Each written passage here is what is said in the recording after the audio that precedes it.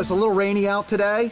I'm in workout clothes. One of my favorite people, Gina Breslin's here with me in workout clothes, but what have you got? Right, so this is a field hockey stick. A field hockey yes. stick. And you have a field hockey stick because what we're going to talk about today for just a couple of minutes is this idea of self-care for leaders. And what I really want to emphasize is this is not a selfish act. We're doing it so we can build capacity to serve the people in our lives. And so today I thought it would be fun to talk with you about how you keep yourself physically active and in a good position to lead other people and your family and your community and your role here at North Group. You have some principles around physical care, don't you? Yeah, that's true.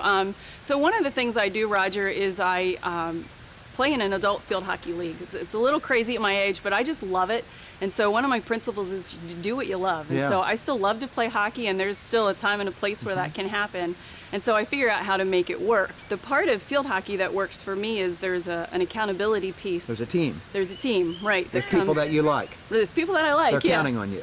Although not all of them on the other teams. Okay, right. I get But that anyways, competitive fire still burns bright. Okay. Just a little bit sometimes. For me, when there's a game on the calendar, when that team is depending on me to show up, I'm going to be there. It's not fun to play short, and so that just keeps me on track. Accountability mechanism to your teammates. So it gets you there when you need to be there, and even if you don't want to. Correct.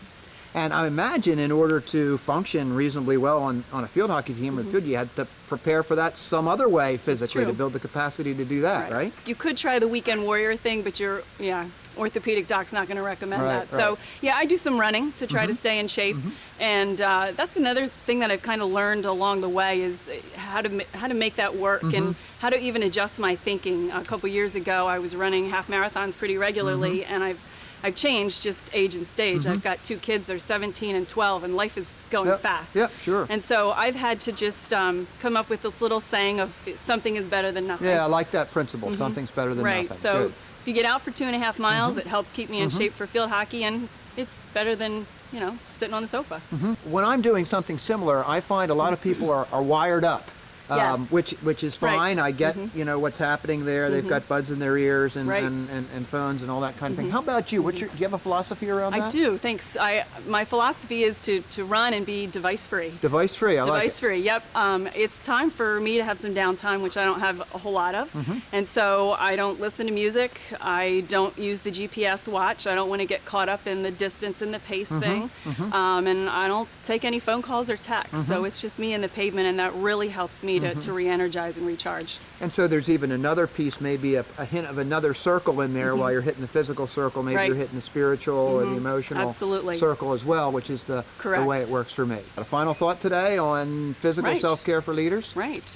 I just go back to the something is better than nothing. For those of us who really, you know, want to go at it hard all the time, you know, it's okay to reevaluate where you're at in life. So yeah, find what works for you, whether it's field hockey, whether it's the running shoes, and figure out how to make it work. Can I borrow that stick, by the way? I have a few clients that could use a good whack Great. over the head. Yeah, thanks, Gina. I take no responsibility. Thank you.